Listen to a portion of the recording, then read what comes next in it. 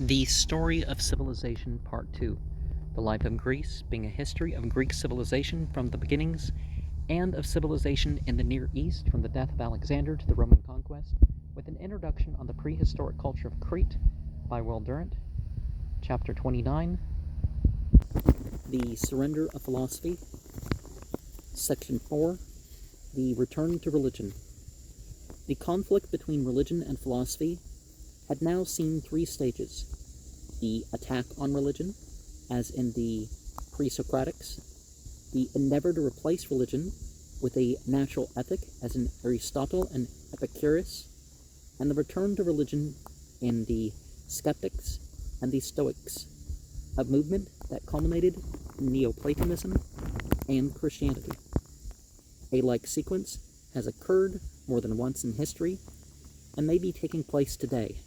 Thales corresponds to Galileo, Democritus to Hobbes, the Sophists to the Encyclopedists, Protagoras to Voltaire, Aristotle to Spencer, Epicurus to Anatole France,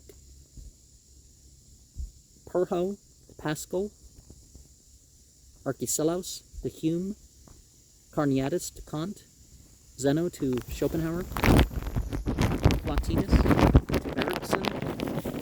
Chronology resists an analogy, but the basic line of development is the same. The age of the great systems gave way to doubt and the ability of reason either to understand the world or to control the impulses of men into order and civilization. Or perhaps people wanted more. The skeptics were such not in the Humean, but in the Kantian sense.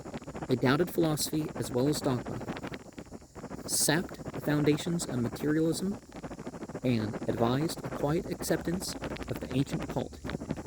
In Pyrrho, as in Pascal, skepticism led not from, but to religion, and Pyrrho himself ended as the venerated high priest of his city. The Epicurean abandonment of politics for ethics, the flight from the state to the soul, could only represent a moment in the return of the pendulum, and the concentration on the individual salvation paved the way for a religion that would appeal to the individual rather than to the state. There were many who could not find in life the consolations that had satisfied Epicurus. Poverty, misfortune, disease, bereavement, revolution, or war overtook them, and all the counsels of the sage left them empty-souled. Hegesias of Corinna, though he started like Epicurus from the standpoint of the XXIX, concluded that a life has in it more pain than pleasure, more grief than joy, and that only the logical outcome of a naturalistic philosophy is suicide. Philosophy, like a prodigal daughter, after bright adventures and dark disillusionments, gave up the pursuit of truth and the quest of happiness, returned repentant to her mother, religion, and sought again in faith the foundations of hope and the sanctions of charity. He argued the point that mere philosophy was going to lead to suicide so eloquently that a wave of suicides arose in Alexandria, and Ptolemy II had to banish him from Egypt. Well, why it's important when you tear down people's beliefs to not, leave them with nothing. Discourage what is wrong, but, Stoicism, while seeking to construct a natural ethic for the intellectual classes, sought to preserve the old supernatural aids for the morality of the common man, and, as time went on, gave a more and more religious color to its own metaphysical and ethical thought.